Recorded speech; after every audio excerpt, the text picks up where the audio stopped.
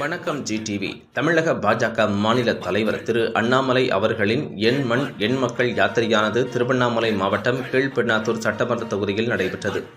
அப்போது திரு அண்ணாமலை அவர்கள் மக்கள் வெள்ளத்தில் எழுச்சி உரையாற்றினார். அப்போது பேசிய அவர், உலக மக்களின் நலனுக்காக அன்னை பார்வதி தவம் இருந்த மலையான 4560 அடி உயரம் கொண்ட பர்வத மலை அமைந்திருக்கும் சட்டமன்ற தொகுதியான திருவண்ணாமலை மாவட்டம் கலசப்பாக்கம் சட்டமன்ற தொகுதியில் பெரும் எழுச்சியோடு கூடிய பொதுமக்களின் ஆதரவால் சீரப்புற்றது.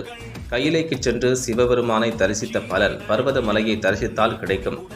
இந்த பர்வத மலையின் அடிவாரத்தில் உள்ள காடுகள் கரிகால் சோழன் 1000 யானைகளை தன் கண் அசைவுக்கு பழக்கிய வரலாறு உடையது. மிக பிரசித்தி வாய்ந்த படவேடு ரேணுகாதேவி அம்மன் குடிகொண்டிருக்கும் தொகுதி. திருவண்ணாமலை மாவட்டத்தில் மட்டும் 57,004 பேருக்கு பிரதமரின் வீடு திட்டம் மூலமாக வீடு, 4,81,495 வீடுகளில் குழாயில் குடிநீர், 2,00,000